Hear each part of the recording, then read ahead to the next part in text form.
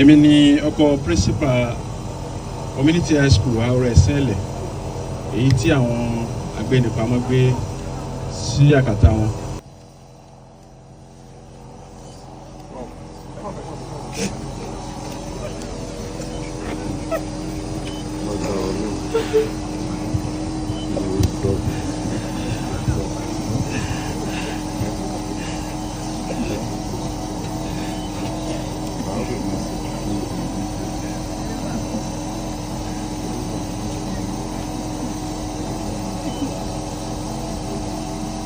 Ìbànújẹ́ dorí àgbàkodò kọ́lọ́run má jẹ́ ká rí ìbànújẹ́ o. Ẹ gbọ́ ọ̀rọ̀ lẹ́nu ọkọ̀ píríncípà tí àwọn ajínigbé tí wọ́n jí gbé ní ìjọba ìbílẹ̀ Oríire ní ilé ẹ̀kọ́ tó wà ní Ahoro Òṣìẹ̀lẹ̀.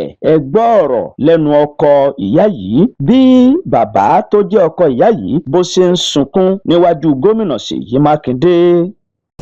Èmi ni ọkọ píríncípà community high school Àwọ̀rọ̀ Ẹ̀sìnlẹ̀ èyí tí àwọn agbẹnipamọ́ gbé sí àkàtà wọn. Gómìnà wa, a dúpẹ́ lọ́wọ́ yín. Kò sí bí a ṣe lè dúpẹ́ tó lè tó nítorí pé a mọ àwọn akitiyan tí ẹ ti ṣe látìgbà tí ọ̀rọ̀ yìí ti ṣẹlẹ̀. Ẹ ṣàlejò wa.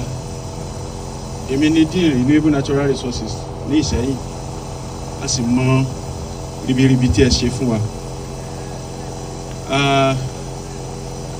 Tí mo tún fẹ́ sọ ni pé ẹ ní ṣàṣetì lórí ọ̀rọ̀ yìí, kò sí ní sú yín, kò ní rẹ̀ yín. Gbogbo àwọn èèyàn wa tó wà ní àkàtà àwọn èèyàn wọ̀nyí, ẹ dákun, à ń bẹ̀ yẹn má jẹ́ kó rẹ̀ yín sà. Àtọmọdé àtàgbà wọn, ìyàwó mi ni wọ́n ń lò láti fi ṣe fídíò tí wọ́n ń pín káàkiri. It's very disheartening and depressing. Mi ò ní sọ jù báyìí lọ sà, mo mọ̀ pé ẹ lè ṣe ẹ kájú ẹ sì jù bẹ́ẹ̀ lọ. Ẹ ṣé gómìnà, ẹ ṣé.